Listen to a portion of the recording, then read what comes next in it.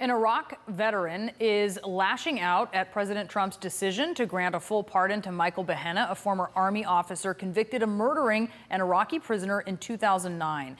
Behenna was sentenced to 25 years in prison for shooting and killing Ali Mansour, a suspected al-Qaeda terrorist who Behenna thought had played a role in an IED attack on his unit. Behenna repeatedly violated orders, interrogating Mansour at gunpoint without authorization after stripping him naked in a culvert on the side of a road. Behenna shot Mansour twice, and then he left his body in the culvert without reporting it. Behenna maintained that he acted in self-defense. Waitman Bourne, that Iraq combat veteran, is here to discuss this with us. Waitman, thanks for coming on. Thanks for having me. You wrote this op-ed in the Washington Post called "I Led a Platoon in Iraq. Trump is Wrong to Pardon War Criminals." So specifically, if we can just look at the Behenna case, because you do talk about other ones, tell us why you think so. Why is he wrong for doing this?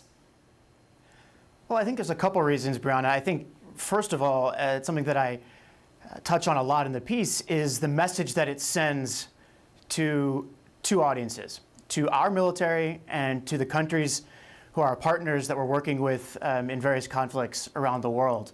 And secondly, this is not a legal sort of loophole that he's found here. I think the reason that he's pardoning Behenna is to cater to his base. And the fact that this man, I don't see any gray area in what he did. And it's really disturbing to me, both as an historian and as a veteran, that he would do this.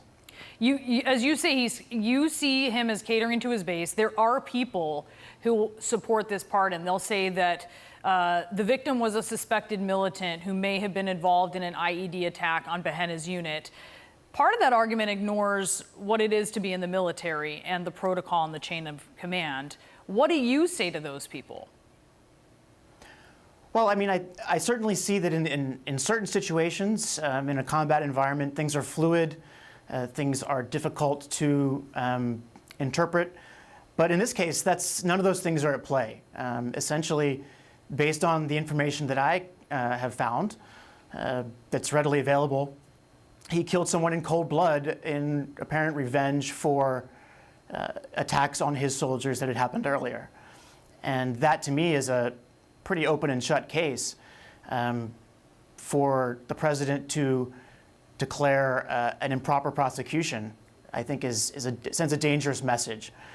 And that message is essentially that bad things happen in war, and that anyone who is prosecuted for a war crime is a hero who is essentially the target of some political correct lobby. And I think that's incorrect, and I think many people would agree with that. The president, as you note in your op-ed, has also expressed support for former Navy SEAL Edward Gallagher. Gallagher was turned in by fellow SEALs. I mean, they repeatedly brought his behavior to the attention of superiors. They alleged that he would, among other things, pick off civilians with his sniper rifle, including an elderly man and a young girl who was just walking with her young friends on a riverbank. He allegedly stabbed and killed a 15-year-old prisoner of war. And the president has tweeted that Gallagher should be held in better conditions as he's in solitary confinement. What message does that send to members of the military, especially in this case, where, unlike in the initial case of Behenna, where he had some of his fellow soldiers who were covering for him, he has been turned in, Gallagher, by other SEALs? Yeah, this is pivotal. I mean, in a community that is as close-knit as the Navy SEALs, for them to take the heroic efforts that they took to bring his case to light, I think really shows the kind of a dangerous person that Gallagher is. And for Trump to push this counter-narrative that he is a hero, Trump actually said something to the effect of, in light of his honorable service, which of course I don't think there's nothing honorable about it.